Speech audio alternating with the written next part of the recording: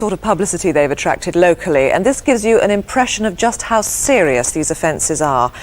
Our reconstruction shows none of this violence, of course, but what it does do is build up a detailed account of him. We hope enough for someone to name him before the reconstruction's over.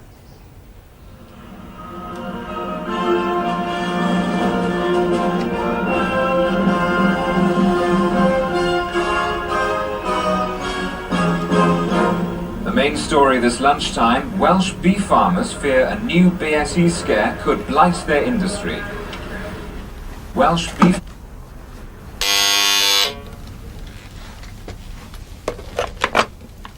Hello? I'm awfully sorry, I meant to press number 2. Mrs. Morgan? Oh, she's moved to the parade. I wonder if you could write the address down for me, please.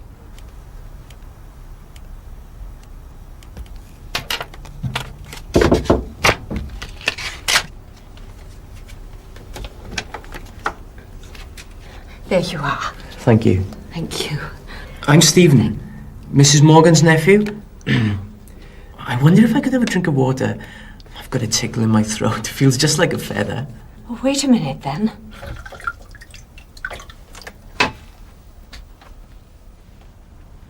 I obviously felt suspicious of him, and that's why I kept watching every move he made. Do you mind if I use the telephone?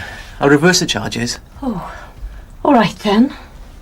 I was determined I wasn't going to lose my cool and let him think that I was nervous. So I sat as relaxed as he did in the chair opposite. Engaged.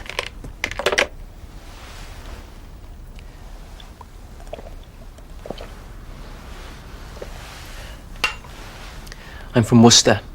I did live in Cheltenham before that. When I was here last September or October, there was no water in that lake. There were tractors working in there. I used to go swimming about 15 years ago in a pool over there.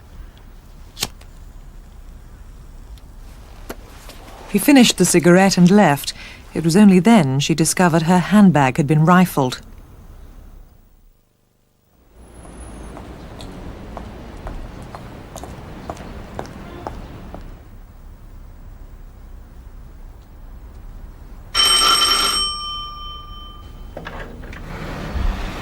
Sorry to disturb you, but have some keys been put through your door? Keys?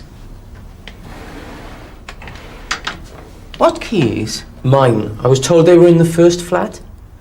Ah, well, you might want to be over there. He's in. His umbrella's there. Ring the bell. I was told it was an elderly woman's flat.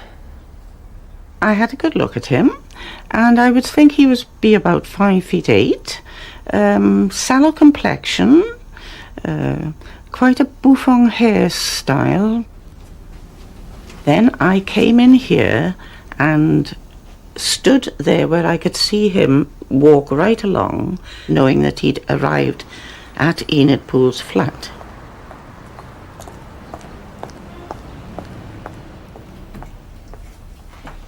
Though Aunt Enid had failing sight, she was able to live in her flat and was able to make a cup of tea, and with support, she liked her flat very much.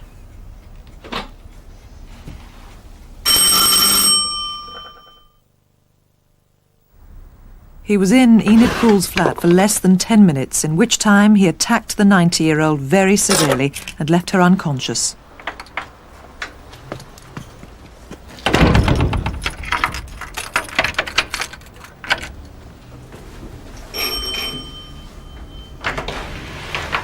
What's up, Dylan? I feel a bit disturbed, Gordon. I've had a funny caller. Can I come in? Come in. Would you know him again, though, Dale? Oh, yes, I had a good look at him. He had a black leather jacket on and some... Is that him, Dale? That's him, yes. Yeah. Looks like if he's going somewhere. Yes. When I took my class. Right. A quarter of a mile away, Mair Lougher was making her way home from a weekly pensioners' get-together. No, I'll take you sure? Take care now. Bye-bye. My aunt was a retired head teacher, and on that Wednesday afternoon she'd been to the Wednesday Club, which is an offspin of the Town's Women's Guild. She liked to have a little walk, if possible, not every day, but a few times a week. Hello, Mair. I'm not wearing my hearing aid. Give you a ring later. Bye.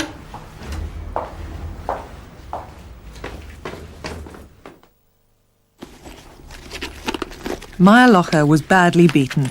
She too was left unconscious.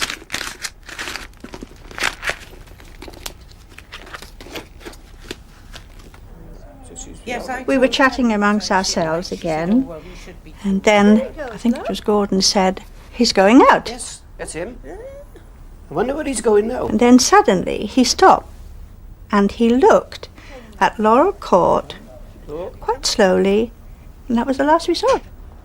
2 hours later, Mrs. Poole's stolen cash card was used at this bank in Cardiff. 3 attempts were made to withdraw £200. All were unsuccessful. About 8 o'clock, I had a telephone call from my cousin in Worcestershire, and she asked me, "Is Aunt Enid all right, or is she ill, or is she out this evening, because I cannot get a reply." So I said, right, I'll try and I'll ring her and see. And then I said to my husband, we must go down straight away and see what's the matter. When the police arrived, they found Mrs. Poole on the floor. A month later, she's still critically ill. Miss Lougher was discovered the next day and is also still in hospital. Wynne Phillips, you're looking for a violent and heartless man here. These were particularly vicious attacks, weren't they? That's correct. They were brutal attacks on defenceless old women. Luckily, they're both now recovering in hospital. Now, you have reason to believe that he's struck again since those incidents. Yes, I believe he has. About a fortnight ago in the Cardiff area, there were some striking similarities to an offence there, which were very, very similar to the Barry jobs. But no one was hurt? No one was hurt in that instance. Now, obviously, we don't want to alarm elderly people living on their own, but they do presumably want to be on their guard as a result of this. What advice do you give to people? Well, don't allow strangers into your homes. Seek ID. If you're not sure of people, then ring the police. Ring neighbours, family, friends. If you think police, then call the police. So, what do we know about him? You have any fit?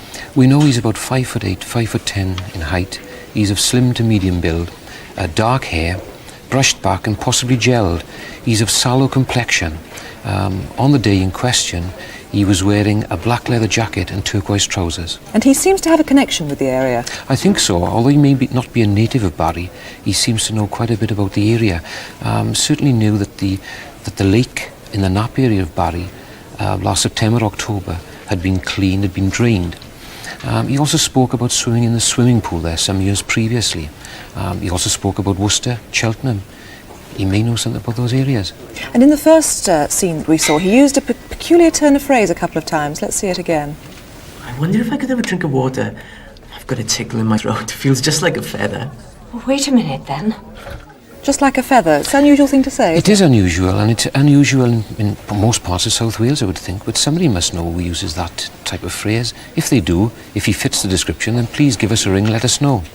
Now, we have some items here similar to the ones that he took, the Barclays Connect card. That's right. Now, what can you tell us about that? Well, the name Enid Poole is on that. We've not recovered it. Anybody who's seen that, if anybody's been given that, found it, please contact us.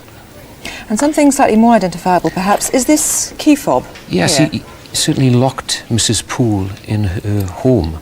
He took the keys and he took a fob just like that, a lace inset with the letter E.